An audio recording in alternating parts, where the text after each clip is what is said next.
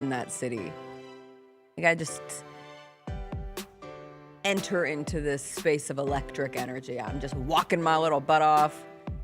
Logged like 27,000 steps one day, 21 the other day. My feet hurt, but it's great. Good. I love to walk. I love walkable cities. Walkable cities are the best. Walkable cities are everything to me. Walkable cities are wonderful. That's why I make any city a walkable city. Hey, and people think I'm crazy. You didn't have any issues getting back? No. How about that? I had a bit of a crazy trip there, but everything worked out. What was the trip? What was going on there? Well, our flight was canceled as part of the FAA pre-cancellations. We were rebooked onto one later flight. Originally, we were supposed to leave at 11 a.m. Got booked onto a flight that left at 6:30 p.m.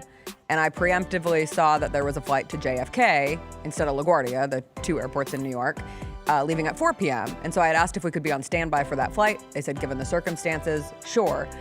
We get to that flight at 4 o'clock.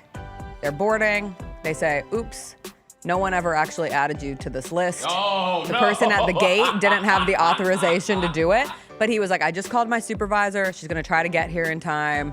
We'll see if we can make it work. We're like, okay. And at this point, our 6 o'clock flight had been delayed to 8:30. So it's just getting pushed and pushed and pushed. And sure enough, this supervisor comes running to the gate. Everyone is boarded. The doors are about to close. And she's like, let me see if I can work some magic. And she just gets behind her computer and she's like, do. Can you give me your ID? Do. And then she goes, you're on. And I've upgraded you to Comfort Plus. She goes, that's a win. And I was like, yes, that is a win. And she did this cute little dance and she got us on the flight and we got there nice and early and had a whole Thursday night in New York. So that was a positive. How about it? It wasn't just a negative weekend for Memphis-related things. Go ahead. Yeah. Turn up. What a time. What was the song today? Pink and White, Frank Ocean. Okay. Nice little song. Keeping it? Yeah. All right. Okay. How was your weekend? It was fine until this morning. Matt has got to figure some things out. I understand y'all excited about these free buses, but it's $2, so it's the price of the bus isn't the issue. It's gonna be reliable. Just want you to be reliable. What's up, everybody? It is Monday, November 17th. It is going to be a good day. Jessica Benson with you from the Grind City Media Studios in Memphis, Tennessee. CJ Hurt behind the glass coming up on today's show. What a stinky Memphis sports weekend it was. We have a lot to discuss. The Grizzlies lost. We don't know the status of Morant. The Tigers lost in football, men's basketball, women's basketball. Hey, at least you always have Memphis women's soccer. We will get through it all. Gary Parrish will join us to talk about all of that later on in the show. We'll also do our Dirty Dozen. 12 plays from the football weekend, 6 in college football, 6 in the NFL to describe everything that we saw. We'll end with a little Hot Mess Express. It is a Monday. You know what we say. It's going to be okay. It's going to be okay. Maybe.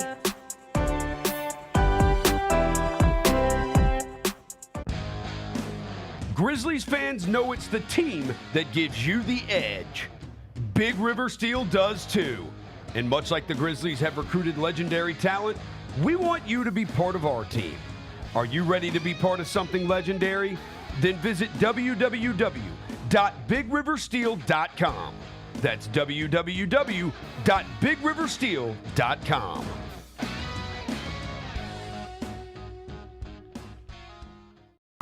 The long goodbye begins. A very special evening with Journey. Final Frontier Tour.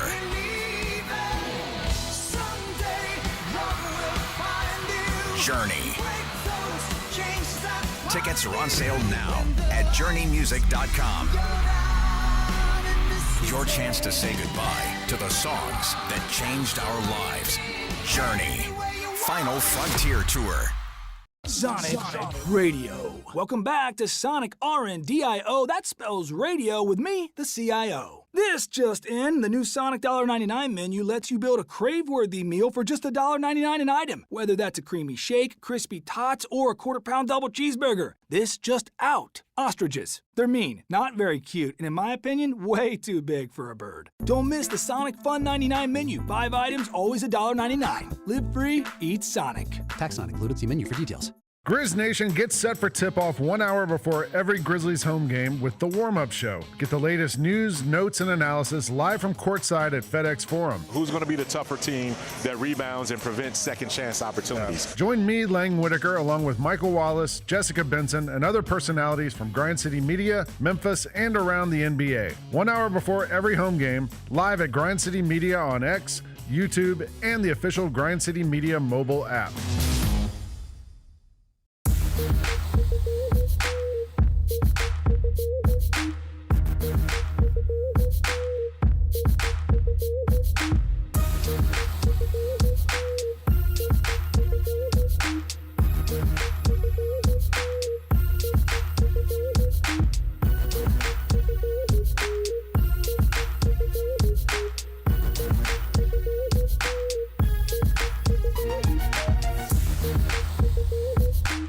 Grizz Nation, Friday night just got a whole lot better. Introducing Buckets and Brews, the ultimate way to tip off your weekend. Every Friday this season, grab a terrace-level ticket to the Grizz game and 2 12-ounce Miller Lights for just $55.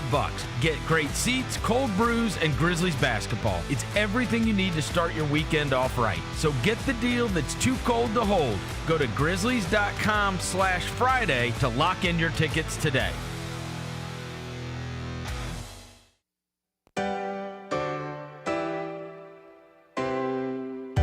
Feels great to feel the sunshine. Gotta own the day like it's all mine. Just got paid in his own time. Been working hard, I've been on the grind. I deserve this feeling, having my way. I've been on this healing. This is my day. The sun's out, let's have a little fun now. I wanna let it all out.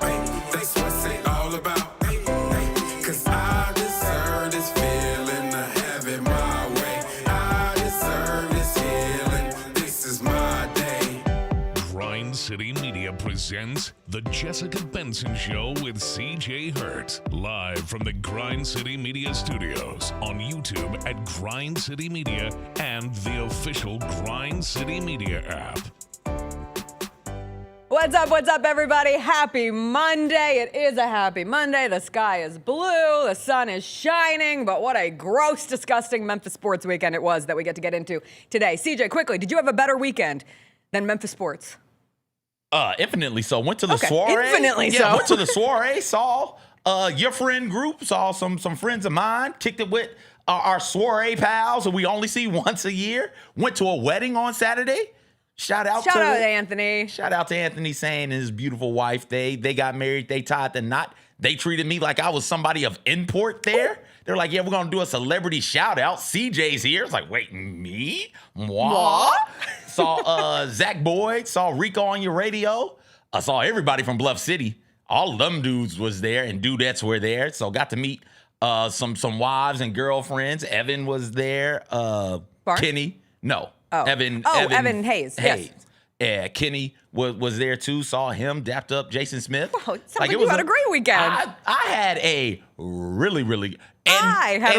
Michigan, although they lost their 2 backs, they still toted that MF and Tater. Yes. So saw some good football game. Bills and Bucs was really good. Chiefs and Broncos was another really good one. Saw some good football. Yeah, so I didn't lose at all this weekend. You had a great weekend. Did you have a good weekend? I had a great weekend. Oh, my goodness. I went to New York City with my mom. New York. Concrete jungle, wet green tomatoes. What was that? I don't know. I had a wonderful weekend away from this city. Shout out Memphis women's soccer, because that's all we've ever got. The most consistently winning team in the city of Memphis. They won their NCAA tournament opening game, beat Illinois, advanced to the next round. But everybody else, shame. Shame, shame, shame. The Grizzlies lost to the Cavs, and despite getting Zach Edey back, which would have been something to celebrate, they also lost John Morant in the game and lost the actual game. Memphis football lost to East Carolina. East Carolina field stormed against the Memphis Tigers. Yes, field stormed. I pray they're fined $2 million. $2 million. But you know what? You lose to East Carolina. You deserve it. That's 2 losses in a row for Memphis. They have 3 conference losses now. Feels like those American Conference Championship games are officially kaput. And then, in case the weekend wasn't already gnarly enough, Memphis basketball played in this building yesterday. 9.5-point favorites in Josh Pastner's return game with UNLV, and they lost. What a groan from Jacob to start this here Monday. And Memphis women's basketball lost to Ball State. It's gonna be a tough year for Memphis women's because it's gonna be a tough year. They've lost to Pine Bluff. Yeah. And Ball State. Lost to Pine Bluff at home. And then Memphis men's basketball. We're going to find some things out. We're finding some stuff out right now. We are finding things out, and what we are finding out is bad, bad, bad, bad, bad. I leave the city, everything falls apart, but it felt like it was already on the road to crumbling. And luckily, again, I was marked safe. I was watching theater. I was watching dramatics while avoiding the very real dramatics of the Memphis sports scene. And we'll start with the Grizzlies, because they lost in Cleveland, and they've now lost 4 straight games, and they're 4-10 on the year, lost 8 of their last 9, so it certainly does not feel good from a win-loss standpoint. And on the night Zach Edey made his return, his valiant return for 6 minutes, it looked really good. Like that jaw lob to Edey brought brief tears to my eyes. Because that's what it's all about. It's what it's supposed to look like. And I did not watch the game live because I was at a show. I watched it on replay, so I already knew what was going to happen. And CJ, it was actually funny because I had the same experience with the play that I was seeing at the same time of the game. I went to New York to see 2 shows. I ended up seeing 3, and the third I saw, the one that I didn't expect to see, ended up being one of the best things that I've ever seen on Broadway. It's a new version of Oedipus. Are you familiar with the story of Oedipus? Yes. 2,000 years old. Maybe you missed it. Yeah, Oedipal complex and whatnot. Sure. If you don't know the story from Sophocles, maybe you know the Oedipus complex from Freud, but... Sophocles did that? Sophocles. Okay. Shout out Sophocles. What's up with Sophocles? Shout out those Greek philosophers from 2,000 years ago. Just a quick sidebar. I know it's all things Grizzlies, but for such a well-known story to be as gripping and as tense as that show was is pretty remarkable. Is it a modern day telling of Oedipus? Yes. So it's done in modern times, and it's done as a political thriller. All of the characters' names are the same, like Oedipus, Jocasta, Laius, Antigone, Jocasta. Sharon. Like, they're all there. But it's a politician in Oedipus played by Mark Strong, who you would know. He played Carmine on The Penguin. Okay. That was the most recent thing that he was in. He was in like Tinker Tailor Soldier Spy. He's a great British actor. He plays Oedipus as a politician on election night, and he's going to win in a landslide. Like, that's not the tense. The tenseness comes from knowing the story of Oedipus and trying to figure out how it is going to be interpreted in this version. And Jocasta is played by Leslie Manville, who played the older Princess Margaret in the Crown series on Netflix. And she's just another like capital A British actress. One of the best performances I've ever seen. Just like gripping. Like I sat for the last 30 minutes of the show, and because there's a countdown clock, which is telling you when the results of the election are coming in. But it's really a countdown of when you're going to get like the big reveal that everybody in the theater knows what the big reveal is. The tagline of the show is "Truth is a MFer," which is a great tagline for Oedipus. If you don't know Oedipus, like kills his dad, has marries things his mom. with his mom. Marries his mom. That's a nice way to put it. Marries his mom. And does other things with his mom. Did they do him on stage? Did they show him on stage getting after it? They showed the incestuous relationship between Oedipus and his mama? Yeah, but you don't know. Well, you do know. But you know. You know. But you kind of forget. How can you and then forget? It comes back. That's the whole point of Oedipus. But you're trying to figure out how it all like comes together, you know? But it's really a story about like fate, accepting fate. Can you mess with fate? No. Can you, as a human being, you can't control construct destiny. And control your life and destiny and prophecy? And the answer is no. You cannot avoid what is meant for you. Yeah. Fascinating little Just story. Out of curiosity, how'd he kill his daddy in this one? Car accident. I got you. Yeah. Okay. So they send him off. I'm assuming he gets adopted. They're driving. Oh, we'll talk after. I don't want to. If you can see one thing, you go to New York. I'm not kidding. It is like not the flashiest thing on Broadway right now, but it should be. It's at Studio 54, which is a great theater. And it was like one of the most remarkable pieces of theater I've ever seen. All that to say, fate, destiny, prophecy, can't deny it, can't get away from it, and seeing something that you already know how it's going to go. So me watching the Grizzlies game the next day on tape, I know watching those first 6 minutes, the joy felt so awful because I knew what was going to happen, both from the jaw injury and how the game inevitably goes in the fourth quarter and letting go of a lead and finding yourselves losing a fourth straight game and losing to the Cavs, and things again just feel bad. And from the fate standpoint, it just feels as if the injury gods give and then the injury gods take for the Memphis Grizzlies over and over and over. And to get Zach Edey back and see an instant difference maker with this team, to get Cedric Coward moved into the starting lineup finally, and everyone is like, yippee, this is a first opportunity to really take some actual data points, some real notes about what this team can look like. And then 6 minutes later, John Morant leaves the game with a calf injury and doesn't return. And we still don't have an update, and we don't know the severity of it. He went down kind of funky on a foul by Sam Merrill, and they took a timeout, came back, he took both free throws, stayed in for a couple possessions, and then ultimately left right around the 6 minute mark and did not return. And we haven't received an update. The Grizzlies play in San Antonio tomorrow against the Spurs. We should get an injury update tonight or this afternoon, or perhaps a dreaded Grizz PR extended update. We should also be getting something on Ty Jerome because we've entered the 4-week evaluation period from him. But if you are trying to read the tea leaves, the Grizzlies did make a move yesterday that both excited people, but I would say made them maybe perhaps a little concerned about what it means for Ja and the guard depth in its totality right now, because they ended up waiving PJ Hall from his 2-way contract to sign Jemai Meshack, which I love the excitement for Jemai Meshack. He already has a mini cult-like following here. The Tennessee fans are so passionate about him. The Grizzlies fans have already become so passionate about him.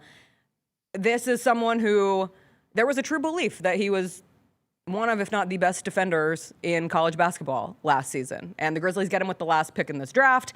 He has now been elevated into a 2-way contract. This is his chance. The big question, can he do anything else other than defend? He had a decent a good three-point shooting display in Summer League.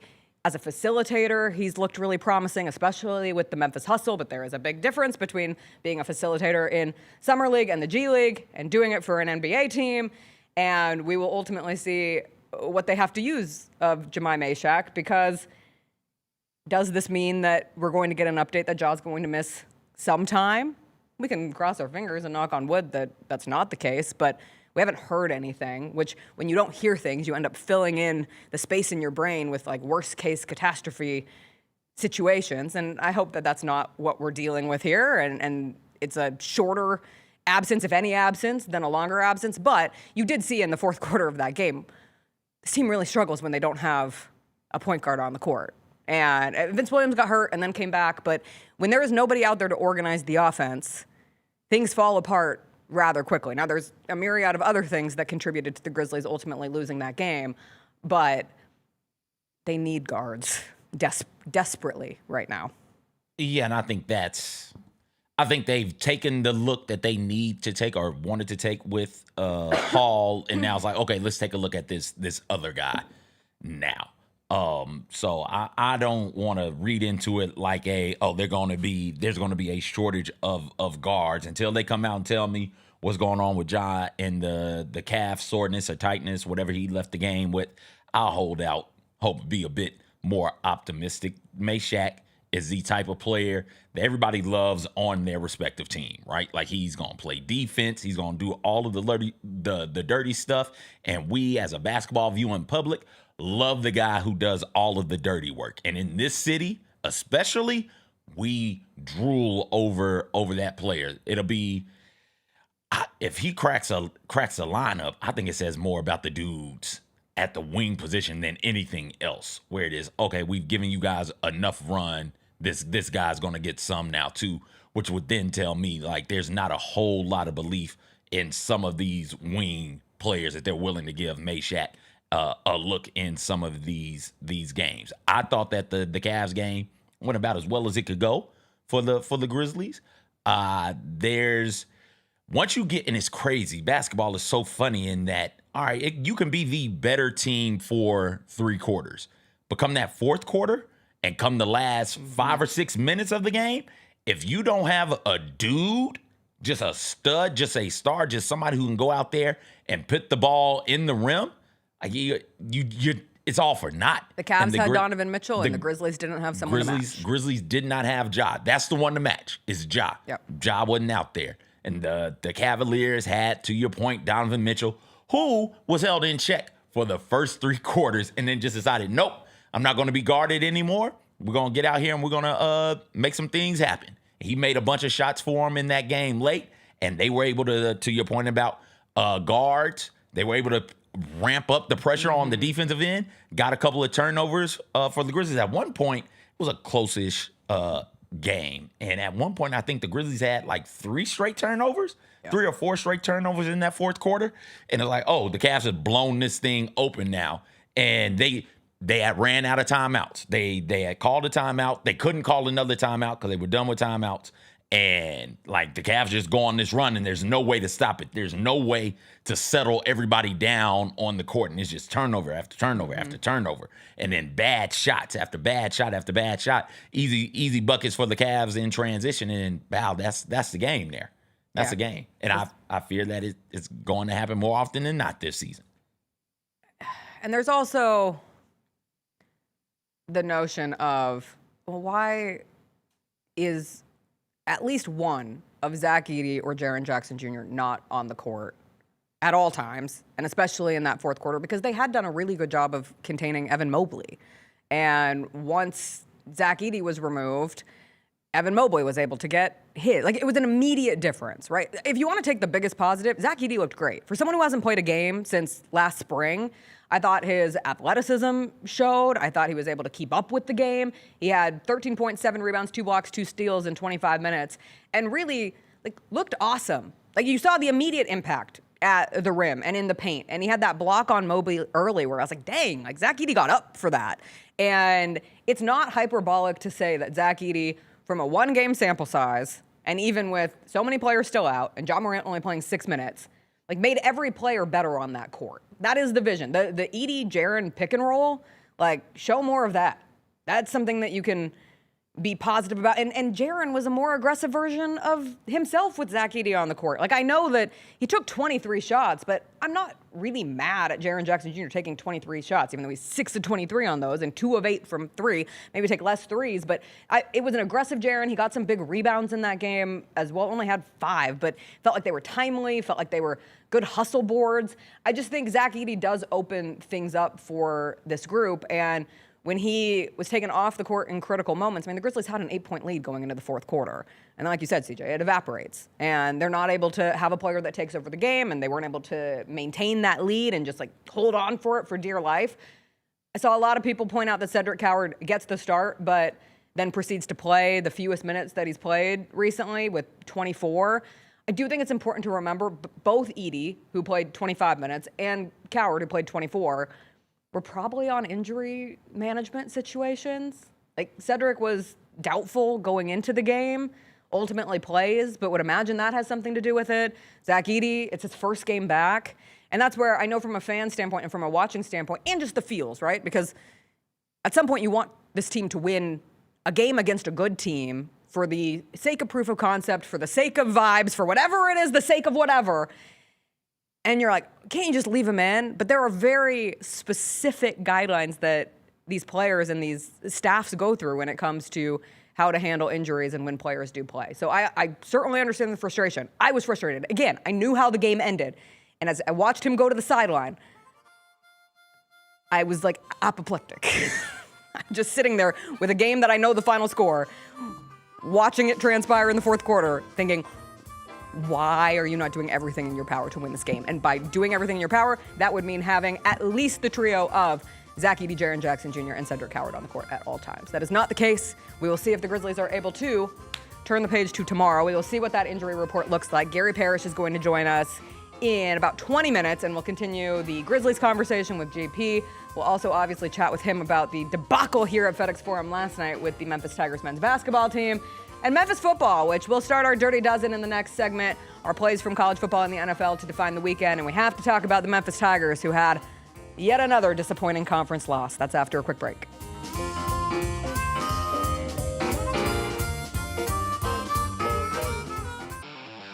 Thanks for showing up, Memphis. Nothing compares to catching your Grizzlies IRL. And that all starts with buying tickets at Ticketmaster, the official ticket marketplace of the Memphis Grizzlies and the NBA. Ticketmaster gets you to the game so you can catch every highlight. Put that jersey collection to use for the next game and get Grizzlies tickets at Ticketmaster. Whether they're here at FedEx Forum or on the road, Ticketmaster's got your back when it comes to scoring tickets. And there's no better brag than saying you saw it live. Own the 2025-26 Grizzlies season with the 10-game Flex Pack, the ultimate way to catch all the action on your terms. Choose your favorite matchups from intense rivalries to weekend thrillers and customize your pack to fit your schedule. With 10 games to pick, you'll never miss the moments that matter most. Visit Grizzlies.com/packs today to build your perfect ticket pack and cheer on the Grizzlies your way. It's your team, your season, and your schedule. So don't miss out. Nate Bargatze. Look, I say a lot of dumb stuff. I try to keep it in front of large groups. Seems to go better that way. Big Dome Eyes World Tour. When you say something dumb one-on-one, it's a lot for that person. I'll say it, then I can just feel that they feel the weight of my life on their shoulders. Tickets and info at NateBargatze.com. Don't miss the Big Dome Eyes World Tour. Nate Bargatze. Thanks for showing up, Memphis. Nothing beats catching your Grizzlies IRL, and nobody knows that better than you. So next time you want to hit up a game, Ticketmaster's got your back with tickets to every upcoming matchup. Whether you're catching the Grizzlies at home or on the road, you'll find tickets at Ticketmaster, the official ticket marketplace of the Memphis Grizzlies and the NBA. Keep putting that jersey collection to use and get Grizzlies tickets today. There's no better brag than saying you saw it live. See you courtside again soon, Memphis.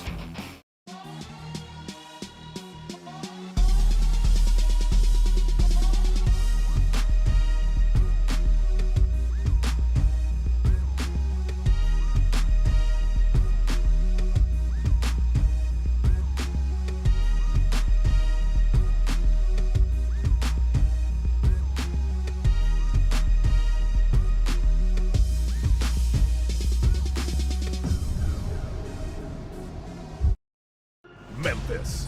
Monday Night Raw returns with non-stop action, unmatched energy, and the superstars you love. We don't get mad, we get even. We don't go home till we beat them. This is our time, we ain't leaving. Give me the crown undefeated. Witness the moments you'll never forget. Monday Night Raw, Memphis. Monday, February 16th. Tickets and ringsider packages on sale next Friday. The only thing better than Saturday Night Hoops is when it comes with an exclusive Grizz hoodie. Every Saturday this season, $60 gets you a Grizzlies ticket and a limited edition Grizzlies hoodie. 4 different hoodie designs dropping across 4 Saturday games. Not sold anywhere else. Don't miss your shot to collect all 4 designs. Grab your tickets and gear up now at Grizzlies.com/Saturday.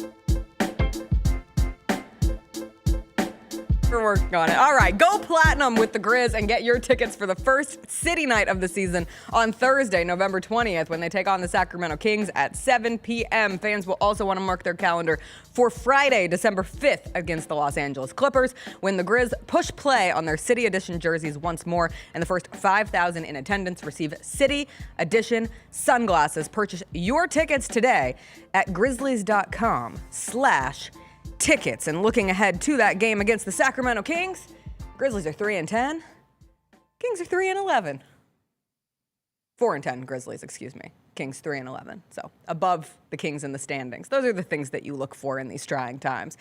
Before we get to the Memphis Tigers football team, one very random NBA-associated New York City note from Justice Travel Times. I was in an art museum with Chris Bosh this weekend. Yeah.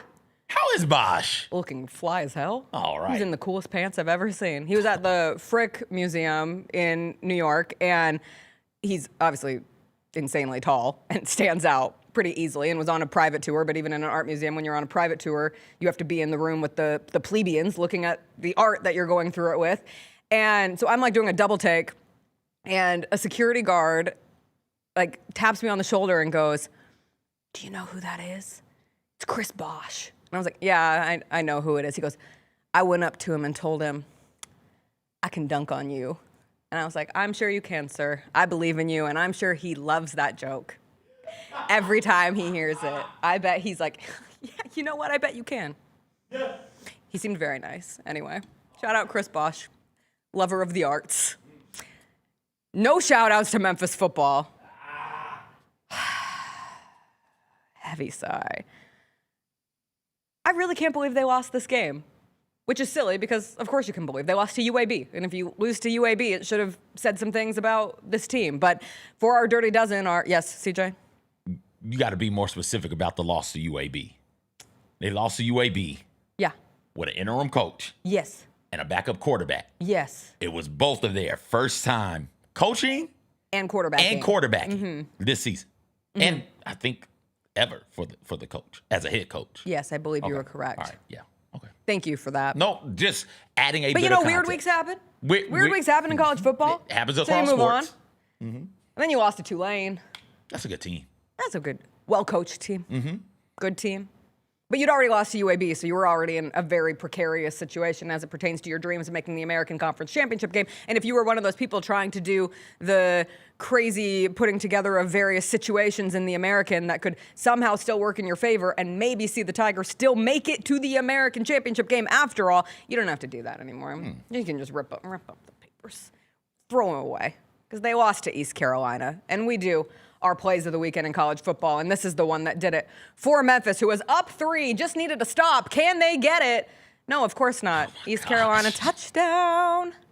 1 minute and 8 seconds left on the clock. This has got to be infuriating for D'Angelo. 1, 2, 3. Why are you only rushing? We're gonna 3? hear it again. Why? Let it play. Why? Stop. Pause it. Like what are the two linebackers? Why are they just standing there? Right, look at where they are. There's no receiver sitting in anywhere near either one of those linebackers. Mm-hmm. So, hell, they're not defending anything. Why not send one of them at the quarterback? Why are we only rushing 3 here? Man, how do you get beat deep? Like, How? How?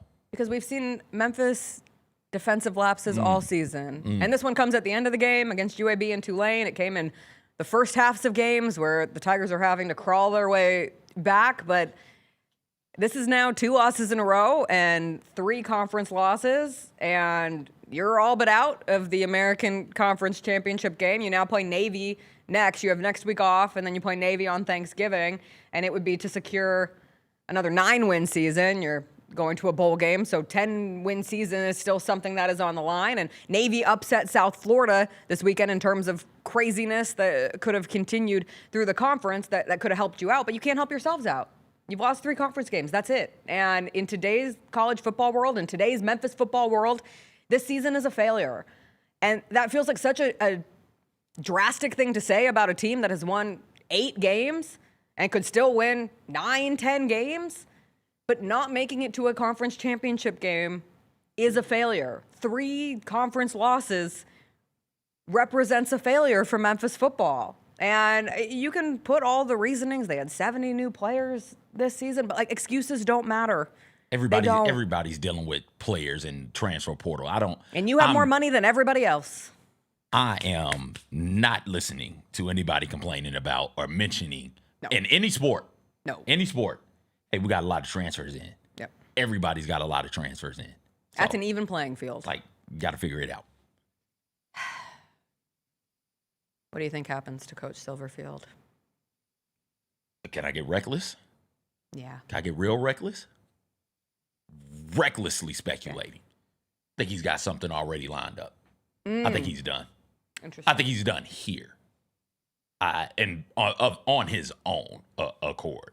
We talked about like what you would do at Memphis after the Tulane loss. We talked about it from an administrative standpoint, where it's like, I think if I was in charge, I'd keep him because I'm just not sure with all of the higher profile jobs opening, I'm not sure what type of candidate I'd be able to go out there and get unless one of these coaches who has been fired, let go, I can go out there and get, and I want them. So if I want a Brian Kelly, or if I want a Gundy, or if I want Napier, and I thought I could go out there and get one of those, then sure, I'd maybe go out there and try and get them. But I didn't want any of those types of candidates. Maybe if James Franklin wants to, I'd like a James Franklin. Apparently James Franklin wants to go to Virginia Tech. And so, then what happens to that coach? Right. So I think I would keep him if I was an athletic department, just off the strength of the qualified coaching pool. He would be one of the best, if not the best, I could get if I'm the University of Memphis, But I think he is reckless. I have no information, just throwing this out there. I think he's got something across the bridge. My question on that is, does that change given the happenings of the last 2 weeks especially? If it was something that was lined up, it probably included the loss to UAB. But you get to a point where when you're trying to sell a coach to a fan base, and this is all sales, this is all marketing. Hell, I mean, a coach can lose a fan base very quickly. And that doesn't always mean the fan base is correct, but we have seen it happen before coaches get fired over in Knoxville, where it's so brutal that it leads to a changing of a decision before that coach comes in. We have seen it transpire in the first season, the second season. It's very easy for a fan base to say, you're wrong. We don't think this guy can win. And if you're looking at someone like Ryan Silverfield, who has won a lot, and I always say this from the lens of, I really like the guy. These conversations are always hard for me because they're human beings, right? I don't enjoy the part of this job that dives into the, should this coach keep his job? Should this coach take another job? Should this coach be wanted at another job? Because I think he's a really nice guy. I really enjoy him. But you get to the point where you haven't won. And from a mutual beneficial standpoint, it probably would be good for him to have another job lined up. I just wonder from the SEC lens of it, if you look at losses to Tulane and East Carolina and a team that has all the resources in the American, does that make you question that? Does that make you question that hire? I think if you spin it how you want to spin it, you sell it hard. Hey, he was at Memphis, and while they did have better resources than everybody else in their conference, it's still Memphis. And he still was able to, at Memphis, we all remember what Memphis was. We don't have to think that far. We don't have to think that long about it. He won 10 games, 9 games, right? He was winning bowl games as well. So if we give him the resources that we have as a Power 4 or Power Conference program, imagine what he'd be able to do here. Because whatever Memphis is doing is great, but it pales in comparison to what we're able to do. Mm-hmm. So I think that's how you could go about trying to sell it. And maybe, Hugh Freeze isn't doing anything. Bring him back home. Don't say it. Bring him back. I like the more delusional Mike Norvell. Come on home. Bring him in. Bring him home. So there are some of those types of coaches out there, coaches who made it to the power conferences and failed, or made it to a power conference and had a big time scandal, knocked them off of their trajectory. And if you want to take a risk on one of those, if you're the University of Memphis, then sure, knock yourself out. I would be apprehensive to do it, and I would just believe Silverfield, assuming nothing else strange happens. I'd be willing to give him another year, but we'd have to sit down and have a big old conversation about, hey, this isn't good. We can pitch it how we want to pitch it. We can market it how we want to market it, but we should be winning this conference, man. Why are we not winning it? What is happening here? And get everybody on the same footing, moving the same way, with the end goal being the 2026 American Conference Championship game. Speaking of big old conversations, the American might not get into the college football playoff. Well. Which felt all but guaranteed 3 weeks ago, be it Memphis or South Florida or Tulane or even a Navy. Navy got North Texas in the AP rankings, which do not matter at this point. We're into college football playoff rankings. But when the APs came out yesterday, North Texas is at 22 and James Madison is at 21. Ooh. Both are 9-1. Ooh. Which would be an interesting But you'd twist. have to. North Texas still has another one of those good teams in the American, don't they? And then they have a conference They championship. don't. They have game. Rice and Temple. Okay, so they've already played. They played. They played Navy. They played Navy. And that's it? They played South Florida, and they There got killed by South Florida. So if you're doing the reverse, who's second now in that conference? it's got to be Navy. Is Because obviously the Notre Dame game doesn't count. Yeah. Yeah, Navy's actually first in the conference. Okay. At 8-2, because their losses are to Notre Dame and North Texas. All right, so North Texas will get another crack Sure. at Navy. I'd imagine that'd be enough to get them in. Over the James Madison of it all? Yeah, 'cause- who has Washington State and Coastal left? Poor Washington. I saw images from both Washington State and I think the Oregon State one was from the other week, but God, what a sad state of the Pac-12. I say the Pac-12 never dies, but God, it sure looks dead over there. The Pac-2 is very much deceased. It's close. Before they do their whole little rebuild thing. It will be interesting from a group of 5 into the college football playoff, whatever team it is. You have already seen the cries, the echoes, the rallying of the troops against, hey, maybe we shouldn't do automatic qualifiers. Maybe we shouldn't have something where the conference championship is an AQ, and that would most dramatically impact. It would impact the ACC, the Big 12, but it would most dramatically impact, of course, any team in the American, any team like a James Madison who might have a sneak around chance in the Sun Belt. And moving forward, poor Memphis football. We'll take a break, and then we'll talk about more poor Memphis basketball and poor Memphis football. It's just poor Memphis. Womp womp. I said the tagline of Oedipus was truth is an MFer. That's how it's felt for Memphis sports this week. This season. What was the truth? These months. What was the truth? Yeah.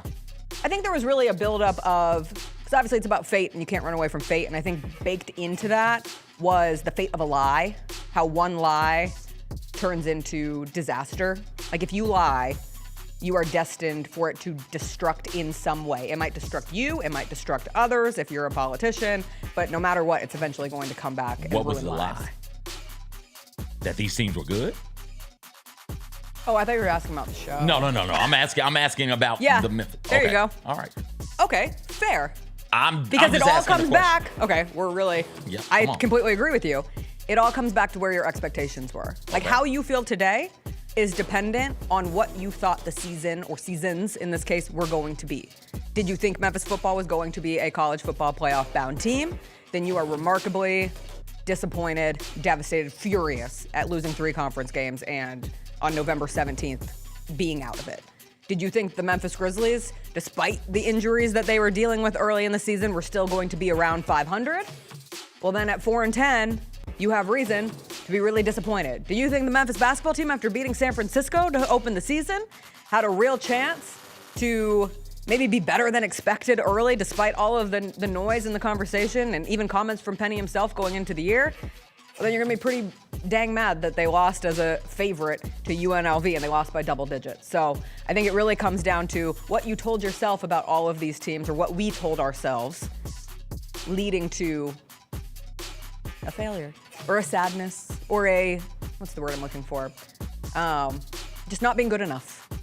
Not fulfilling what you hoped the destiny was and instead just sitting in whatever it actually is. We'll get into it with Gary Parrish. We'll talk about all 3 with GP on the other side.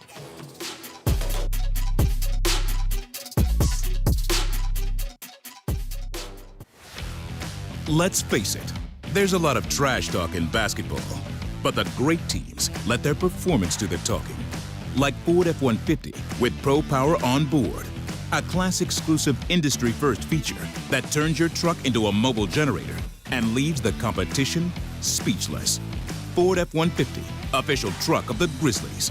Greatness starts here at your Mid-South Ford dealer. Class is full-size pickups under 8,500 pounds, GVWR.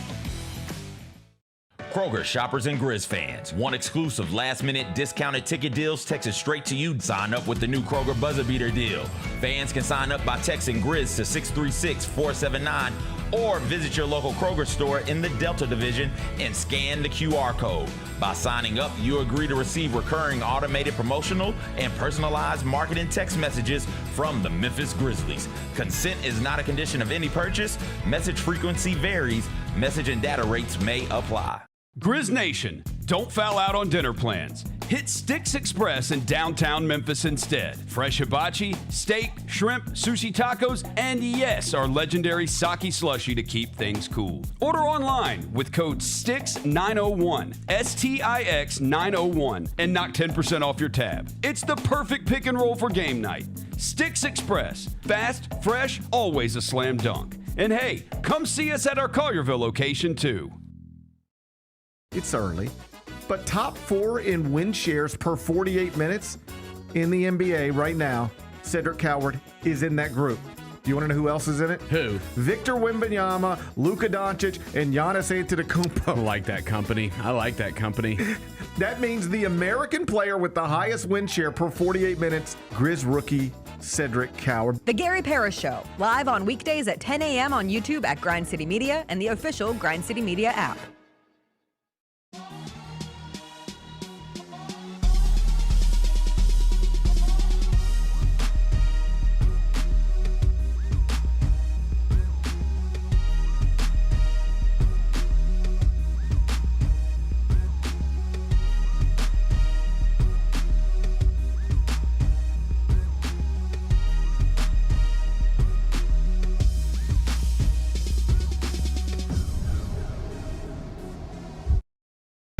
The Grizzlies are the one thing everyone in the family can agree on. So join us every Sunday this season for Sunday Family Fun Days. It's a steal at just $35 and includes a ticket to the game, a $10 food voucher, post-game free throws on the court, and a meet and greet with mascot Grizz. Space is limited, so grab your tickets now for this unique experience your family won't soon forget. Go to grizzlies.com/Sunday and have a fun day.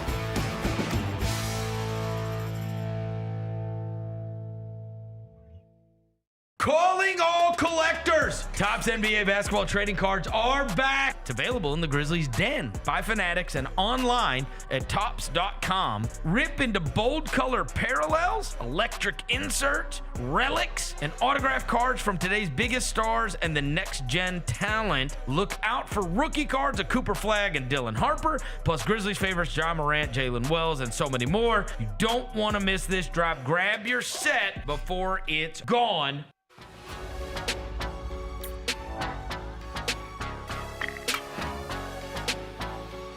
Welcome back. It is Monday. That means it's time to catch up with Gary Parrish, host of the Gary Parrish Show, weekday mornings at 10 a.m. on Grind City Media. He joins us every Monday. He joins us now. GP, I had a good weekend. Yeah. CJ had a good weekend. Good. Did you have a good weekend? Yeah, better than average.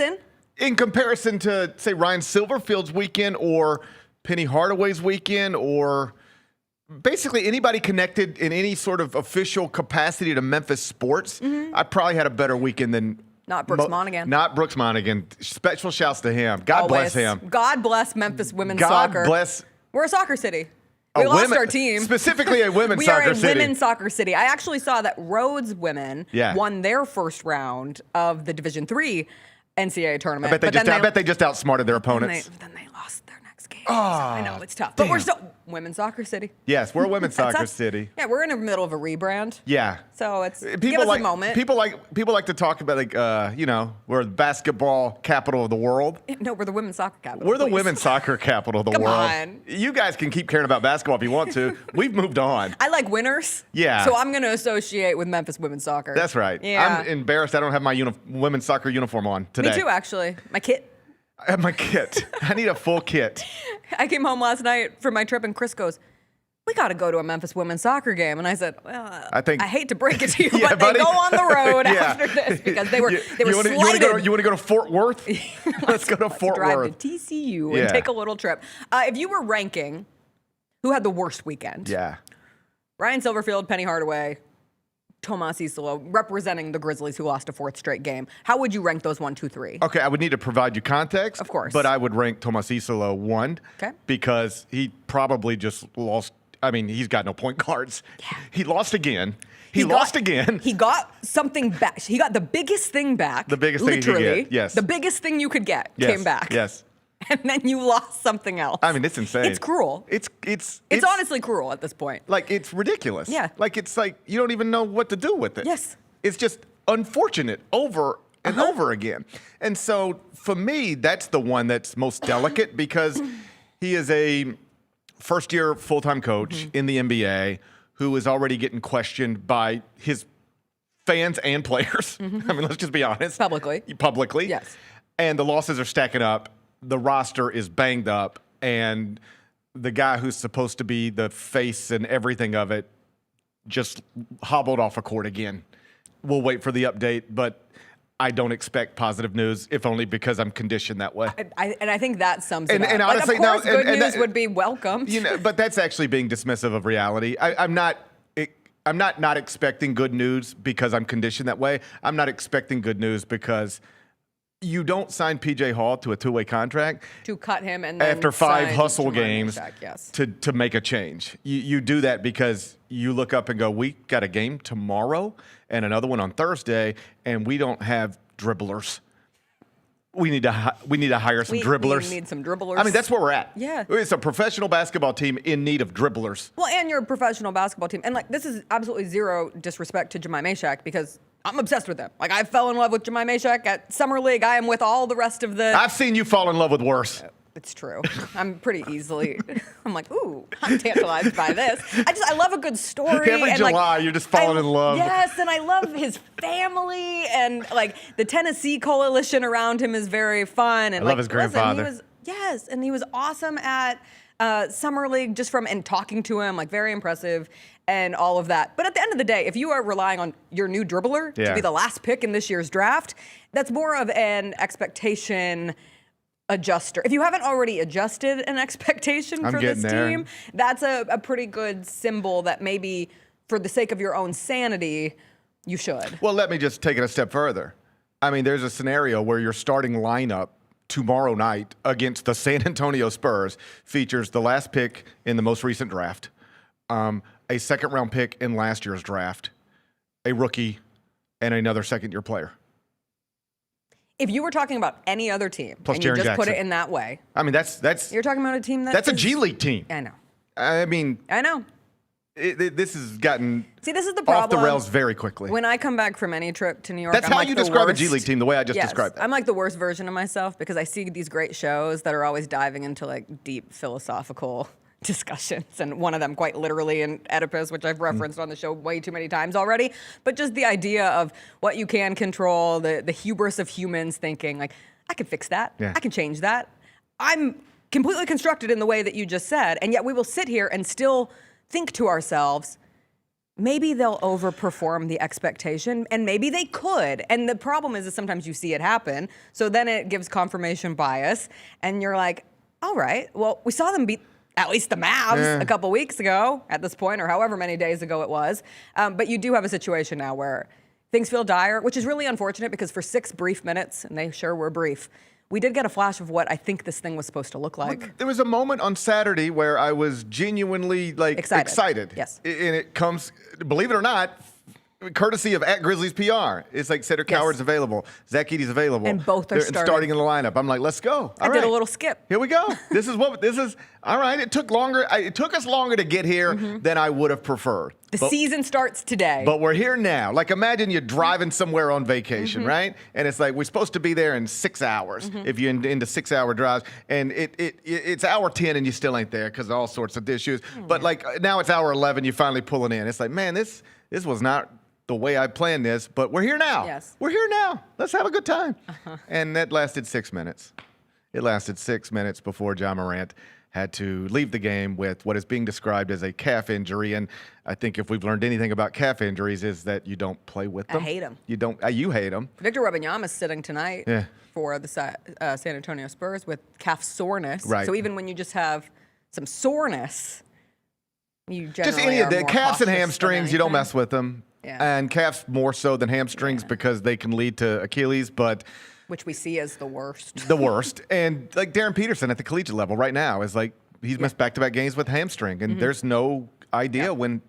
Like, I think college basketball fans aren't deal with these things as often as NBA fans. We just hear hamstring in the NBA, and it's like 3 weeks. He's out. We'll see you in 3 weeks. Yeah. And Kansas fans are like, well, why isn't Darren Peterson playing? They already told you. Yes. He has a hamstring. Yes. And you just don't play on those. No. You can't, and B, you don't. Yeah. So it's these things pop up, and unfortunately, they've popped up here again. Okay, so you're giving number one with all that context. I just think so because this is your dream and it's here, and now it's supposed to. He spent all offseason thinking about how this would go, and it has gone worse than he could have possibly imagined. And for reasons that are possibly self-inflicted, like let's not take him off the hook completely, but also in possibly bad luck that I don't know that any coach would be able to navigate well. Especially any first-year head coach. Yeah, it's just, I don't know. Give it to Rick Carlisle. I think he'd have a hard time. Making the comparison to like JB Bickerstaff and what the Pistons are able to do despite the injuries that they've been leaning on, I think is a little disingenuous because he's experienced at this point. This isn't his first job. We saw him here in Memphis. And the other thing, and his best players aren't fighting with him. Yes. That's the other subtext here is that. And they have a system and they have a culture and it's all very implemented at this point. And right now, respectfully, I don't know what we have. Yes. A big question still. I don't know what the culture is. I don't know what the identity is. I don't know who's playing and who's not. You can't define a culture and identity from 6 minutes that involved one very critical player who now is hurt. Right. And we might not see for, who knows, maybe. We got a really great Grizzlies PR. Wouldn't it be something if he woke up on Sunday and his calf felt great, the best it's ever felt and in his entire life? Yeah. But again, I'm just connecting dots here, but I don't think I'm connecting them unreasonably. You don't move off of PJ Hall after 5 hustle games to go get Jemai. If you wanted there Jemai, wasn't an official update on Ja Morant, but in my opinion, that's the an update came in the framing of how Shams Charania even worded the tweet saying Meshack provides depth to a Memphis team decimated by injuries with 4 point guards currently sidelined. You can count them. I have fingers to count 4. And Ja Morant's one of them. Ja, Ty Jerome, Scottie Pippen Jr., Javon Small. Yeah. Enter in Jemai Meshack. Yeah. I think you could have made a case for Ryan Silverfield, though, as well for that number 1 spot, although perhaps the tumble already really happened after the Tulane loss last week. But this just solidifies a pretty disappointing Memphis football season. No matter how you want to try to argue for an 8-win team not capable of being a disappointment. Like if you win 8 games, can you be disappointed in a year? Unfortunately, in the very real world of college football, yes, you can be. Yes. I would, if you're asking me to distinguish between Thomas Isolo and Ryan Silverfield on this hypothetical exercise that you've set up, I know that Ryan Silverfield is going to be a college head coach at the start of the next college football season. Yes. I know that. I don't know if Thomas Isolo is going to be an NBA head coach at the start of next season, given the way everything is going. So that's why I would rank them in this order. But undeniably, this is bad for Ryan. He's winning games. Like the record without context looks good. But once again, this is going to be a disappointing season. Once again, you had the greatest season in Memphis football history at your fingertips. You didn't have to do anything crazy to go grab it. It was just right there. You just had to do what you were expected to do.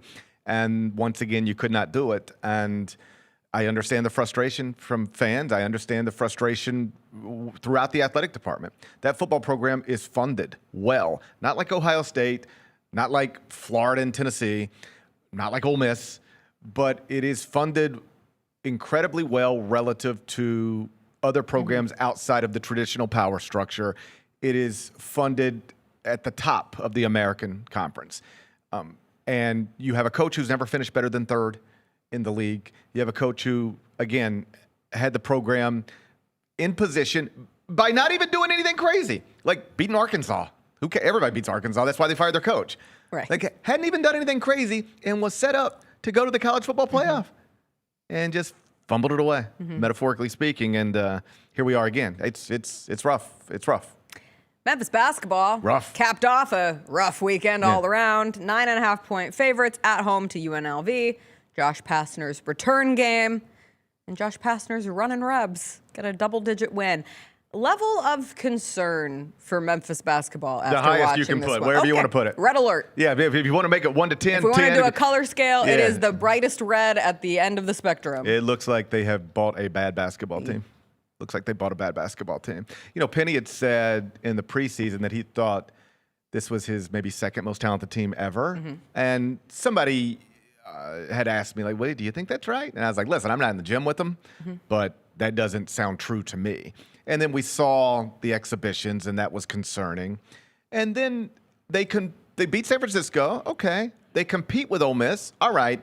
But that yesterday was bad. I mean, that's a UNLV team that's lost to Montana, UT Martin, and they beat you from start to finish. Bad. I know you got it competitive in the second half at some point, but you were never a threat to win that game in your own building against a bad team. Yeah. And I don't know how you could reasonably expect it to get better. I mean, next up is Purdue. You don't have to be a college basketball analyst to know that if you can't handle UNLV in your own building, good luck with Braden Smith in the Bahamas. and Trey Kaufman-Wren in the Bahamas or anywhere. Yeah. So this is going to get worse before it gets better, and I'm not sure it's going to get better because if you take out the preseason bias over at barttorvik.com and just run it, how is Memphis performing since this season started a few Mondays ago? They're 117th in the country. If you go to KenPom and look at their non-league schedule and say, okay, I'll just ask you. They play 12 non-league games. One of them is not scheduled yet because it will be the second game in the Bahamas. It will be against either Wake Forest or Texas Tech. And then the last non-league game will be in February at Utah State. What do you think KenPom projects Memphis's record in these 12 non-league games to be now? 3-7. I'm sorry, math is hard. 3-9. 3-9 is exactly right. Yeah. It's 3-9. What are the wins? New Orleans, It's Southern Illinois, it's those. and yeah, it's that stuff. Alabama San State. Francisco, I guess, would be Alabama State. Then maybe it's 4-8. Okay. But it's bad. Regardless, the point is they're not expected to beat a single good team. No. And they will only beat the teams that they are projected to beat. And they if- would have been if they projected to do beat that. UNLV, and Yeah, they couldn't do that. That's right. So it's bad, and this is not the schedule that is forgiving. If you've got a bad basketball team against this non-league schedule, you're going to get exposed, and they got exposed yesterday. And I guess there's a scenario where you can regroup after the non-league schedule and then look up and be like, okay, we're not playing in the SEC or the Big Ten. This is the American, and we just got to be better than North Texas and USF and Tulsa. Can we do that? I will tell you, I saw Tulsa a couple Fridays ago at the Veterans Classic. Memphis doesn't look better than Tulsa right now. My point is, I guess if you're a Memphis fan or even Penny Hardaway, you can maybe talk yourself into whatever happens in this non-league schedule, we're still going to have a path to the NCAA tournament because we play in a league that is mediocre at best. But your fans won't respond to that. There was nobody there yesterday. And this is the problem with the state of Tiger basketball. It's not just that they're bad. It's that even before we knew they were as bad as they were yesterday, nobody cared. Nobody shows up. Didn't anyone want to say hi to Josh Pastner? I mean, but you look at it last year, they had a top 25 team all season long. They're coached by the school's greatest alum. They had an All-American guard. Nobody was there. Nobody comes to the games anymore. That's a real problem. Like CJ said off the air, like this is the thing that got Tubby Smith gone after 2 years, is that you couldn't get people in that building anymore. And now you've got a bad basketball team, it appears, and no fan base to show up. This is a recipe for bad stuff. One quick break from all of this depressing stuff, because Randall in the chat said that you watched one battle after another this weekend. Was that a fun experience for you this weekend? It was an enjoyable experience. Did you enjoy the movie? Yes, I thought it was great. I thought the whole time I was watching a great film. Okay. I thought the whole time I was watching, just like this is the thing that should probably win the Academy Award when they hand them out next. I thought Leo was great. I thought Tiana Taylor was really good. Yes. The whole thing. I thought it was. Could have used more Tiana Taylor, to be honest, but it's fine. I think Chase Infinity. I think in Stars all aspects Born. of life. That's a good way to put it. Yeah. I can't get enough of I'm Tiana never mad when she pops up in something. Never? Even the terrible All's Fair show with Kim Kardashian. I was thinking more the Fade video. Also that. Oh boy, that is something. Let me. All right, go ahead. She's really great in a movie called 1001. I Very was- different from the Fade video, might I say. Well, then. Most different performance of her life. But I'm glad that you enjoyed it and you finally got around to it. Yeah, and it touches on current themes, I'm sure intentionally. Right. And yeah, I just thought it was great. I was like, that's a great film. That's a great filmmaker who made a great film. And those are great actors who performed great in a great film. Loved it. I always find it very interesting from the standpoint of that movie is set in a future. Mhm. We don't know how distant of a future, but they're still Doesn't seem dealing too and far. grappling It with. doesn't seem too far Doesn't away. seem too far, but it could be, because the point that I wanted to make was even like I watched a musical this weekend called Ragtime, which is set at the turn of the century, and it deals with the exact same themes. Right. It's the same stuff, Right. and we constantly try to make it as if we are experiencing a unique thing, a unique period of turmoil. And sure, the circumstances are different, and technology changes, and military changes, and the abilities of said military changes. But it was just, even watching a play that's 2,000 years old, like it's the same themes. Right. It's just humans constantly can't get it together. Right. Like we really struggle. Well, when all is said and done. I was watching an interview with somebody, and it was about extraterrestrials and all this. It was just one of Okay. these things you stumble into. Of and- course, as one does. Yeah. And this guy's theory was that we have been monitored for a while. And we've never been much of a threat to anybody outside of our, I know this sounds crazy. No, I literally had this exact same conversation with my mother this weekend, and she goes, "This is too crazy." Right. So I really appreciate you. Yeah, it's just something I saw. I'm merely repeating yeah. back to you what I heard Sure. without necessarily co-signing it. But this person was like, if you really do think about us as a different thing, like you're on another planet looking at our planet from a distance. Like, we are a violent people. We are a violent society, a world. Yes. And like, if you think about it in those terms. We are a power-seeking people, Yeah. and oftentimes when people get to said positions of power, they lose any semblance of truly helping people below them, and all the focus is on maintaining the power, and then so on and so forth, and one battle after another, literally, like it's in the title. Yeah. We're all just living one battle after another. I do think if the aliens wanted, or the extraterrestrials, or whatever it may be, like if they wanted to do us a solid, they could maybe fix some of these things, but we'd be so afraid of them. And fear drives this culture as well. And so we'd be like, nope, not interested. They could come to our door very kindly and be like, hey, we've got some things that could make everybody in this society's life better, happier, more fulfilled. We'd say, you know what? Well, are you watching? I don't Because it trust sounds like you. you're Are you touching on watching this. Pluribus? I just, yes. Yeah. Okay, yeah, right. So that's another great thing that's going on right Yes. now, right? On Apple TV Plus or whatever. Yeah. So here's how, just to put a button on it, here's how much I enjoyed that film. We didn't start it until like late Friday night. I don't remember what else would we have been doing on Friday night? Friday night.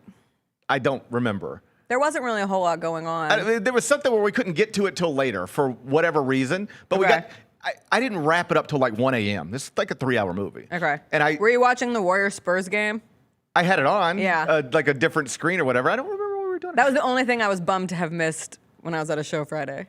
I don't know what I was Okay. doing. So, but Wemby dunking on Draymond, Yeah, that was exactly. fun. But I was so tired. I don't stay up till 1 o'clock in the morning. I was so tired that under normal circumstances or while watching literally anything else, You would've gone to I would have just said, all right, I'll catch this Yeah. tomorrow. But I wanted to finish it. It was that good. But it starts in such a good way. Like, it really brings you into the world, and then you're very situated there wanting to know how it's going to It's a end. 3-hour movie that I guess felt like 3 hours Yeah. because I was tired, but I've never bored. I was never like, all right, what are we doing? Good mix of comedy. Yeah. Yeah, good genre mixing. All the stuff was in See, there. there are things out there other than Memphis sports that make us all sad that you can watch.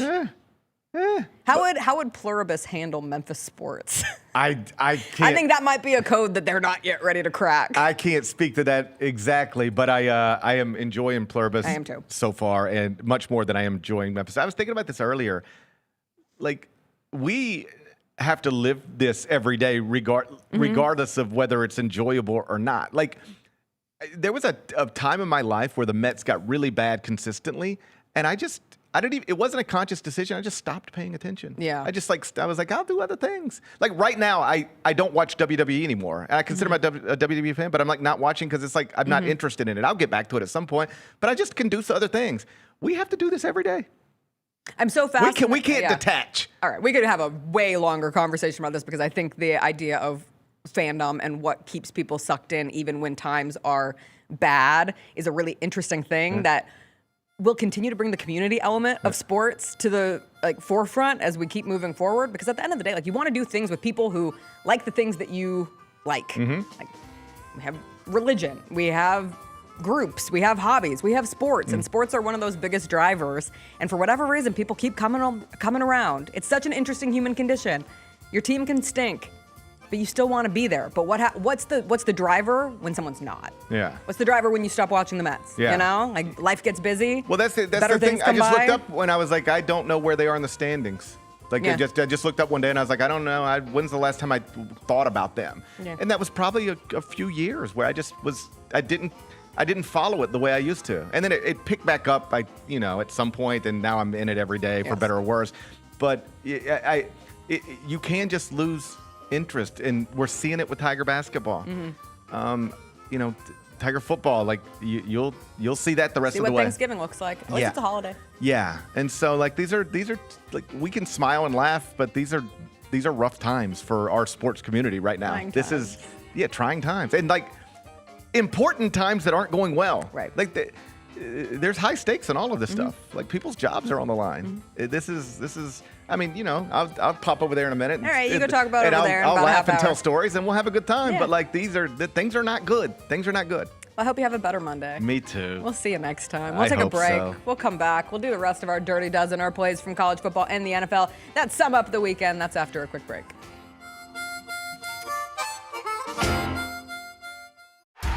Watching the Grizzlies is easy with FanDuel Sports Network. If you have cable or satellite, you're all set. Find us on your channel lineup. You can also use your TV provider login to watch games on the FanDuel Sports Network app. No cable or satellite? Subscribe directly to FanDuel Sports Network online. You can also watch on Prime Video by adding a FanDuel Sports Network subscription. Not sure where to start? Visit FanDuelSportsNetwork.com to learn more. Now that's the new edition way. I feel like there's another level we can take it to. What you think, Mike? 2 steps ahead of you, Slick. What's good, bro? What you doing, man? I'm in. Woman, you don't even know what I'm getting ready to ask you. Here's the vision. All 3 of us on the same stage every night. Gonna be crazy. No barriers, no separation. It'll be like 9 kings and a queen. The next level starts now. Grizzlies fans, dunks, dimes, and no-looks are great on TV, but nothing compares to catching them IRL. And that starts with buying tickets at Ticketmaster, the official ticket marketplace of the Memphis Grizzlies and the NBA. Ticketmaster gets you to the game so you can catch every highlight in person. From seeing your favorite Grizzlies stars up close to hearing the squeak of the sneakers on the hardwood. Put that jersey collection to use and get tickets at Ticketmaster. There's no better brag than saying you saw it live. See you courtside, Memphis. Jeff Dunham, Artificial Intelligence, his all-new tour. You're the other white meat. How can you be so smart on one hand and so stupid on the other? Well, you're half of it. I realize I could have avoided all this years ago with one simple word. I do not. Silence! Don't miss a Memphis. Friday, April 10th, FedEx Forum. Tickets on sale Monday, September 29th at jeffdunham.com. Check this out. Last season in the NBA, there were 139 40-point games. We're like 5 days in, 6 days in, and we have had 16 already. It is on pace for over 300 40-point games. Holy crap. Sheesh. That would be the pace. Yeah. The Chris Vernon Show, live on weekdays at noon on YouTube at Grind City Media and the official Grind City Media app. Sonic Radio. Welcome back to Sonic RNDIO. That spells radio with me, the CIO. This just in, the new Sonic $1.99 menu lets you build a crave-worthy meal for just $1.99 an item, whether that's a creamy shake, crispy tots, or a quarter-pound double cheeseburger. This just out. Ostriches. They're mean, not very cute, and in my opinion, way too big for a bird. Don't miss the Sonic Fun 99 menu. 5 items, always $1.99. Live free, eat Sonic. Tax not included. See menu for details.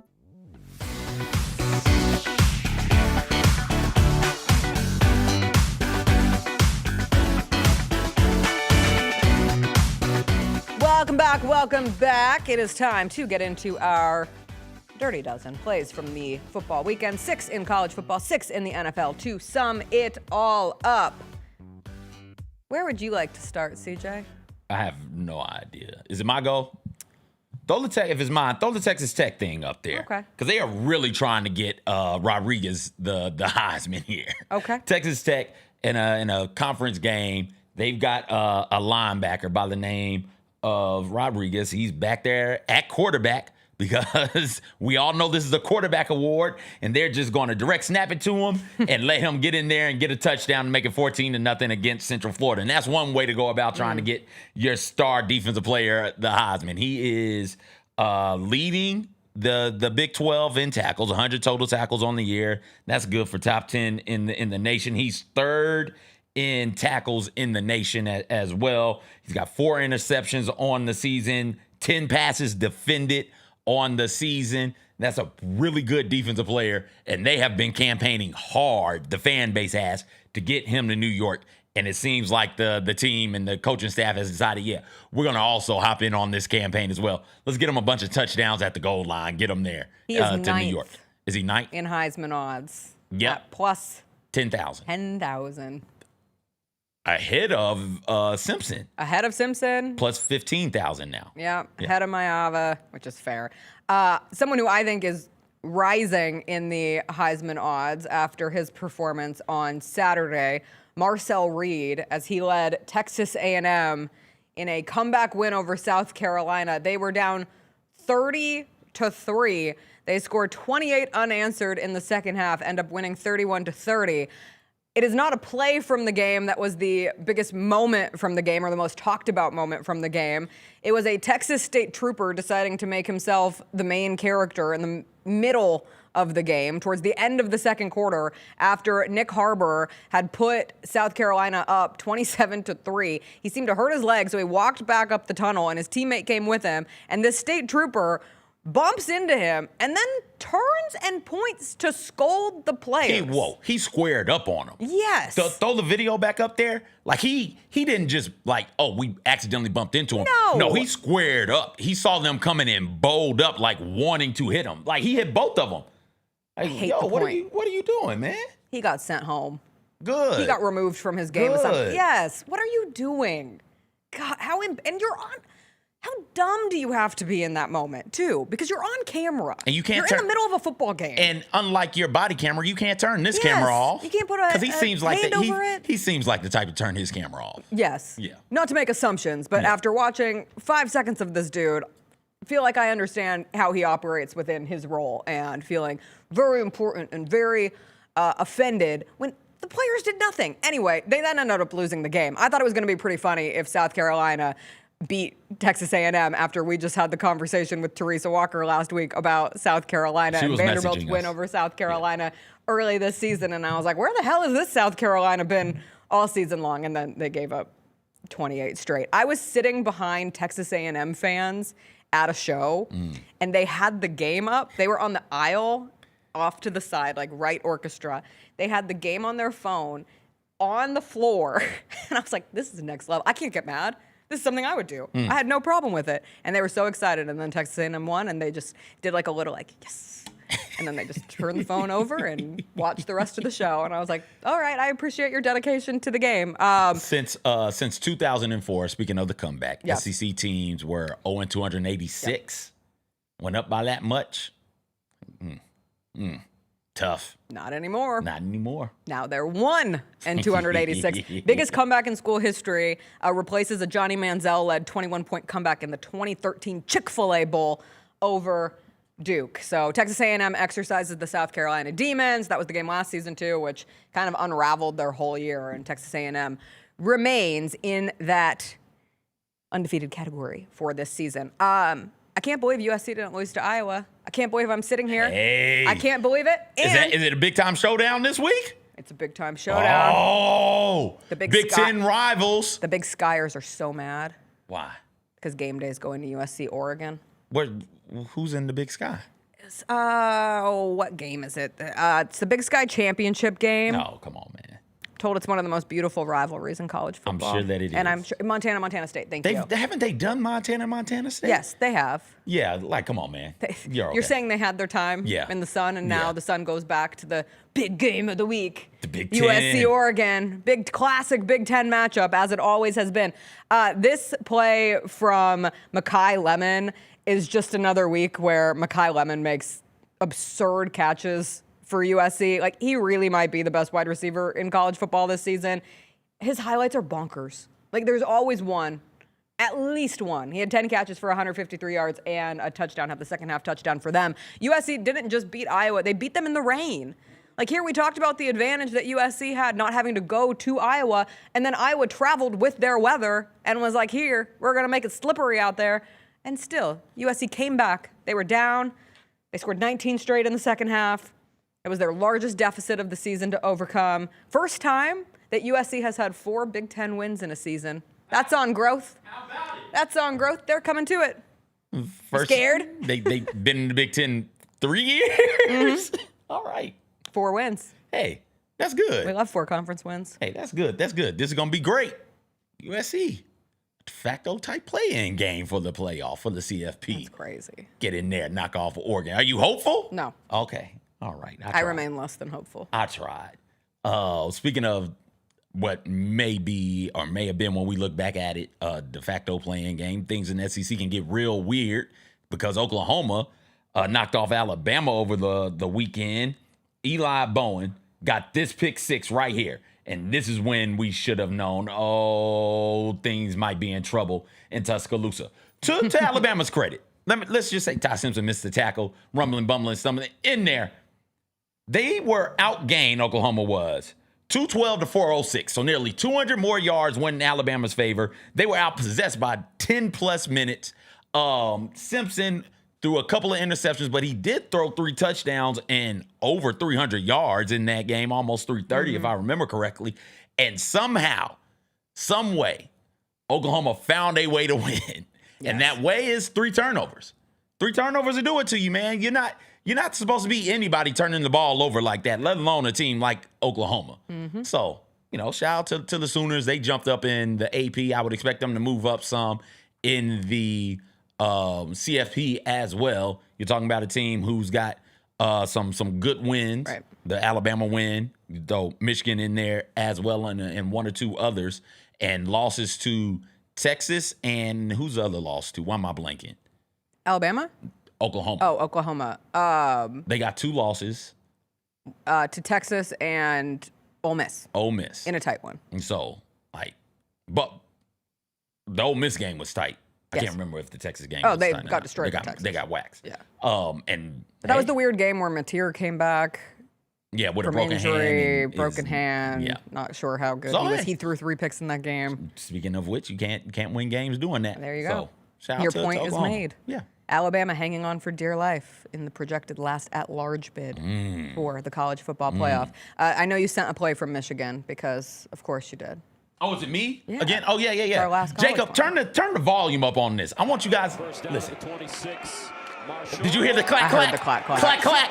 Go back, Jacob. This doesn't matter. I don't care. Go back to the clack, clack. All that matters is the clack.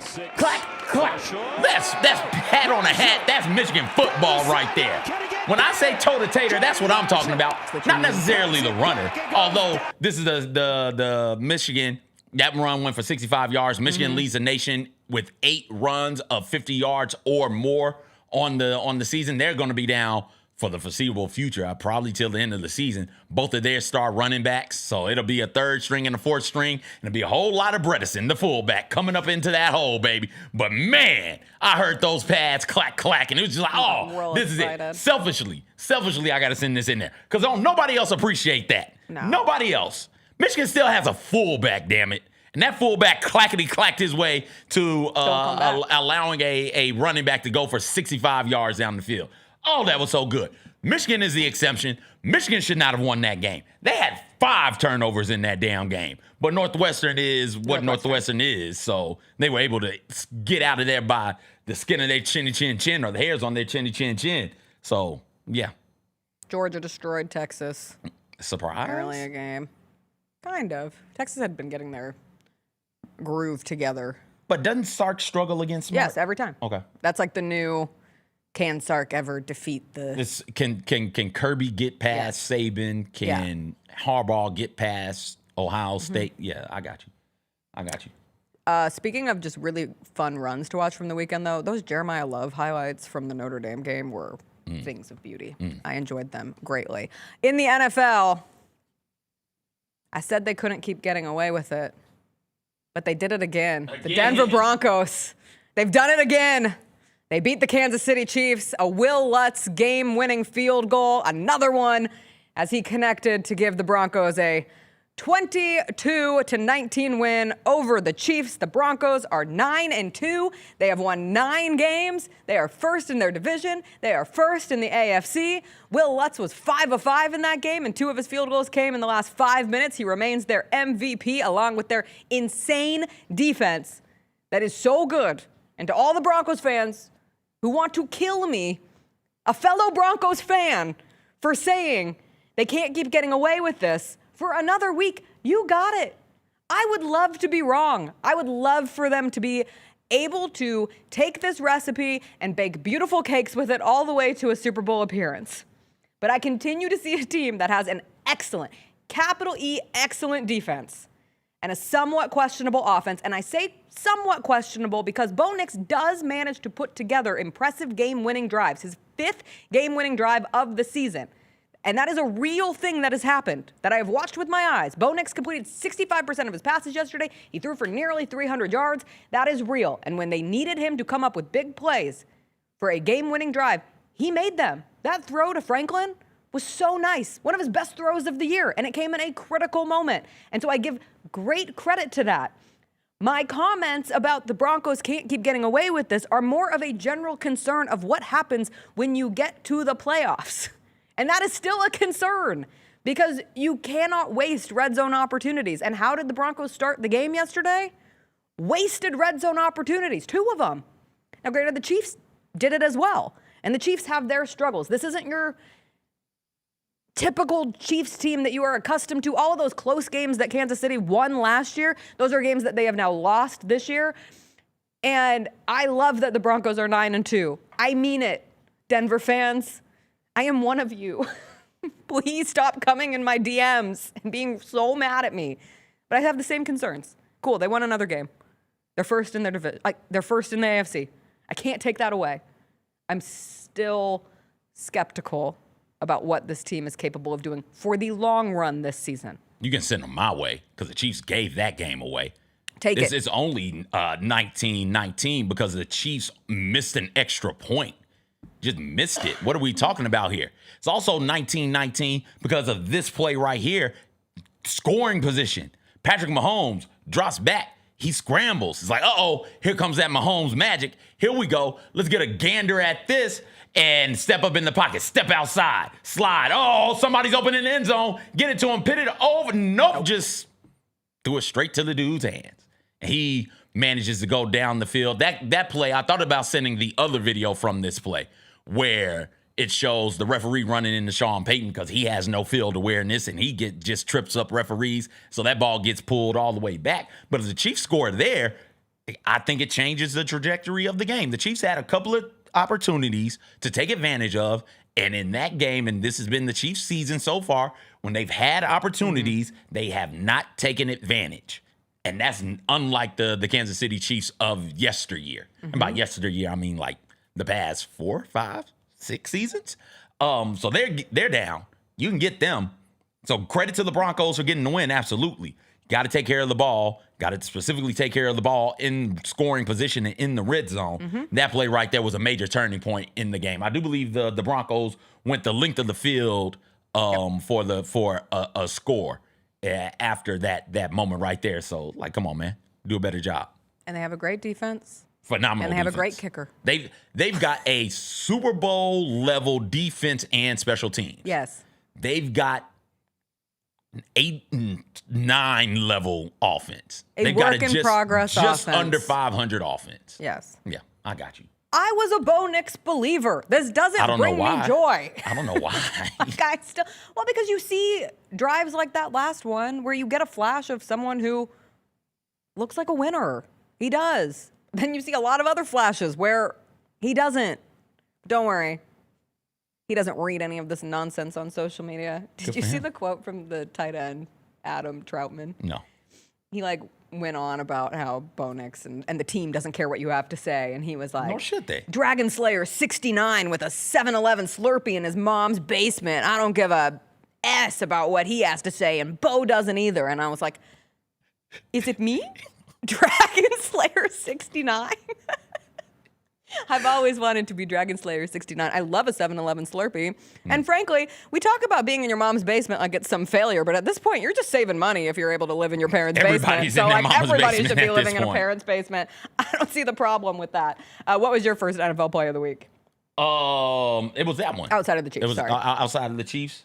Give me the Bills going up against the Bucs. Really fun game to sit down and watch. And this play had me up out of my seat screaming. Did you know that there was a Michael Jordan on the Bills offensive line? I don't know how I missed that. Jacob, go back. Go back, Jacob. Wait, because I got to say, look at 60 and 78. Look at these pulling offensive linemen right here. Block up. Now watch 78. That's worse right there. Getting his big ass down the field and just trucking a dude. Oh my gosh, that is football. That is how we are meant to be playing this thing. Forget the bubble screens. Forget the dinking and dunking. Forget the throwing the ball for 400 yards. Get your big fat ass offensive lineman pulling up into the hole and get them matched up on linebackers or, God forbid, secondary players. And just let them rumble, bumble, and run over people. Oh my gosh, that was the thing. I screamed. I squealed. I said, right there when he hit that dude. Oh, that was awesome. Syracuse, great. That was incredible. Sean Tucker. And then Josh Allen was 6 touchdowns. awesome. 6 touchdowns, man. Unbelievable. If I was a regular person, I would have picked something from Josh Allen in that game. Only player in NFL history with 3 passing touchdowns and 3 rushing touchdowns in a football game, and he's done it twice now. That was a close game, and the difference was what Josh Allen was capable of doing and what he is capable of becoming. And 2 of his receivers were playing their first games of the season in Davis and Hardman. What's the Florida State dude? They had to sit him out for disciplinary reasons. Keon Coleman. Sat him out because he missed a meeting, which I'm assuming there's been something boiling there for quite some time. So he's not in. You got 2, like you said, receivers playing in their first games, and that dude is just incredible. He started the game very, very poorly. Yes. He started it making it one of those old Josh Allen type turnovers where no reason for him to throw the ball the way that he did in the end zone. Just put it at the ground, put it at somebody's feet. No, he just 2-hand shovels it from his chest. Like, what are we doing, man? But bad turnover led to a score for the Bucs, but the Bills were able to overcome it because he is phenomenal. Yes. In other AFC teams that are finding their later season footing, the Ravens beat the Browns thanks in part to a Mark Andrews fake tush push. Yeah, that's right. Mark Andrews, fake tush push. This man rolls out and takes it 35 yards for his first career rushing touchdown. Defense probably figured, it'll be Lamar. It'll be Derrick Henry. No, it's your 30-year-old tight end, Mark Andrews. I hooped and hollered watching that play. That was what happened the second I walked in the door coming back from the airport, and I was just like, I love this beautiful game of football. What a time to be alive. The Ravens are now 5-5. They've won 4 straight, 1 game behind Pittsburgh in the AFC North. Pittsburgh looks like they're going to be without Aaron Rodgers, who's dealing with a hand injury, wrist injury, something. This is why you don't count out the Ravens. It was a tough start to the season. They dealt with injuries, the defensive problems, but they are still led by Lamar Jackson. They have a lot of different skill players. They are surging at the right time. Shedeur got in the game. Sure did. And looked like a quarterback who hadn't practiced much with the first team. But, yeah, the Ravens ended up winning that game, and that AFC North race, It's going to be a tight one, and it's going to come down to the same two teams who it usually comes down to, Ravens and the Steelers. And speaking of the Steelers, did you know they have a 6'7", 300-pound tight end? Did you know that? I did not know that. I didn't either. Until I saw this play. Speaking of dudes just rumbling down the field, my man catches the ball, Darnell Washington. Again, he's listed at 6'7". They got him listed at 267. Listed at 6'7", 270. But everybody knows he's over 300. Look at this man. He's out there. You have a seat, my good sir. Come on, Stone. Block up. All right, you're done. Anybody else? You get it too. Look at this. Look at that man right there. Can we please? That's football, damn it. The stare down on that last one that Look cuts at this off. man. I need to watch this again. What are you supposed to do? He looks like he's a senior in high school playing against sixth graders. There you go. Now, what are you going to do Another here? one. Like, what is happening? You just do the best you can. God bless the sideline. Because there was no sideline. He'd still be running. He'd be running. I don't know which direction the stadium is set up. I don't know which direction the end zones are set up at. But I'm assuming he was running south. He'd still be running south. He'd probably be in Memphis right now. It's very Waterboy-esque. Yes. Like someone do it told again, him, because that's just a good-ass video. Last your time, mama Jacob, said water sucks, and he was like, that's just such a good video. 300 It's pounds really of man enjoyable. coming at you. What are you supposed to do? Why are you going so high? Like, you just got to bite his ankles at this point. Like, what are you? That was really enjoyable. Kenneth Gainwell had a hell of a game for the Steelers, too, this week. Yeah. 3 touchdowns. Still is Nothing running will a beat that. 6'7", 300 dude out there fun. at tight end. He's That was a good time. 6'7". He's basically a daggum tackle that they let run passing routes every now and then. That was a good time. We did our draft last week of like best feelings in sports from a standpoint of if you are the professional athlete or whatever level athlete doing the move that makes you feel good. I'd put that guy on there. I'd put being that big and being able to just stiff arm people down on the ground and like trounce them as you go around. I would also put this, my third play from the weekend, which was the end of the Rams-Seahawks game, which was a crazy game. But this punt is one of the most beautiful punts you will ever see. Perfection. Punt perfection. Rams basically sealed it with that. A punt-fection, if you will? A punt-fection, if you will. Talk about like a demoralizing punt. Like I imagine the punter, rookie, Ethan Evans, and for that to come from a rookie, like hella impressive in its own right. But you punt that and then you just go, good luck. Good luck, pinned you back. Have fun. Here's the ball, your turn, and the Seahawks weren't able to get enough yards. And you never know, if it had been a worse punt, if they'd had better field position, maybe the Seahawks would have been able to get into field goal range and somehow steal a game despite Sam Darnold turning back into Sam Darnold of old. 4 interceptions? 2, 3, 4? Teams, which of these 5 teams do you believe in? Okay. That's a chat question. Okay. But it's only 4 in the chat. Okay. But I'm gonna add the Seahawks. Bears, Seahawks, Colts, Patriots, Broncos. Patriots. I do. Okay. Got a good defense. Mm-hmm. I think Drake May is the best of that group of quarterbacks, even though he is still young, and there's time for him to disprove that theory. And I think Vrabel's a great coach. Got you. Who's yours? Not the Bears. The Bears are living off of turnovers. You're constantly. How are you winning these because games? they force more turnovers than everybody else. They're so good at taking the ball away, which is a testament to how good that defense is. Talked about what the Broncos are. Man, it might be Colts. It might be the Colts. They've got a good defense, and they've got a good run game as like a really good run game, like a dude who should be in the running for NFL MVP this year, even though May is now the favorite for MVP on the season, if I remember correctly. I'm gonna say the Colts, but Colts, Broncos, and Patriots are all right there for me from a belief standpoint. The Bears and the Seahawks are a bit further down. But hey, we're gonna find out. There's gonna be some good stuff going on. It's still hard for me to do the Daniel Jones absolute belief, which isn't to say I don't believe. Oh, I don't believe. He's been really, really good. I don't believe. Really good. But I just constantly, like, what we saw from Sam Darnold last night is the exact example of the like spookiness that comes with one of these quarterbacks where we felt like we knew who you were. And then to their credit, putting together really, really solid seasons. And Sam Darnold in Minnesota, but then what did we see last season? Once the playoffs came around, turned back into a pumpkin. You can get that bad moment from them at any time. And that's a hard place to come from, but it's true. Like inescapable. Not a little bad moment either. You can get a four turnover performance from some of these dudes at any given moment. Can I, on our way out, show my favorite thing I saw from the weekend? Go ahead. Please. One last thing. It's your show, Jessica. You don't have to ask. No, I always ask. It's polite. I don't want to just force it upon people. Sometimes you got to force it, Jessica. Consent is nice in this world. Everybody should always remember. I wish you would remember consent when you do the Goofy Wednesday thing. Oh, that's different. Oh, okay. All right.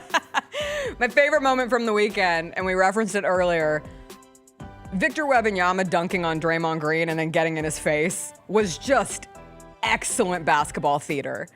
Like, that is one of those things that everybody is on Victor Wembanyama's side in that moment. Like, yeah, finally, somebody. Like, and it doesn't matter. Victor Wembanyama is going to make a lot of non-Spurs fans very sad for a long time. But in that moment, just somebody finally standing up to big bad Draymond Green, and when next to Victor Wembanyama, he looks itty bitty.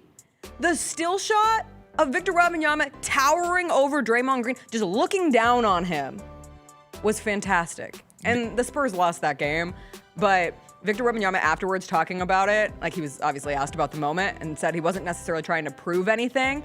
He was just like, quote, when anybody, or like anybody, somebody speaks to you a certain way and you have to respond in a certain way. It's just the way it is.